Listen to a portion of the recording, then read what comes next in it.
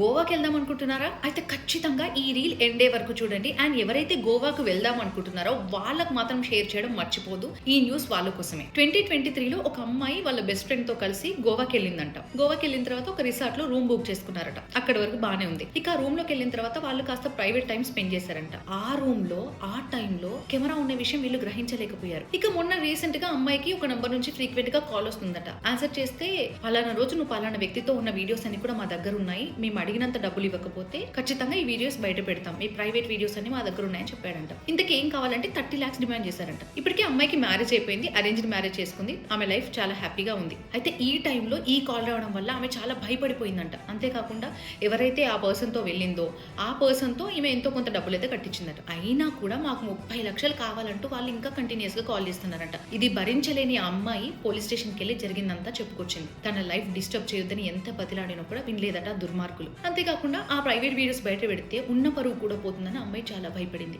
గోవాకనే కాదు, ఏ ప్లేస్కి వెళ్ళినా, మీ లవర్ తో వెళ్ళినా లేదంటే కాబోయే వాళ్ళతో వెళ్ళినా చాలా జాగ్రత్తగా ఉండాలి. ఎవరైతే ఇట్లా పబ్లిక్ ప్లేసెస్కి వెళ్తున్నారో వాళ్ళు చాలా జాగ్రత్తగా ఉండాలి. ఎస్పెషల్లీ గోవా లాంటి ప్లేసెస్కి వెళ్ళినప్పుడు, రిసార్ట్స్ లో రూమ్స్ లో ఉన్నప్పుడు చాలా కేర్ఫుల్ గా ఉండాలి. సో మీ సర్కిల్ ఎవరైనా గోవాకి వెళ్తే వాళ్ళకి ఖచ్చితంగా ఈ రీల్ని షేర్ చేయండి. అంతేకాదు ఎక్కడికైనా కపుల్స్ వెళ్ళినప్పుడు మాత్రం చాలా కేర్ఫుల్ గా ఉండండి. అండ్ వీలైనంత మందికి ఈ న్యూస్ ని షేర్ చేయడం మాత్రం మర్చిపోవద్దు.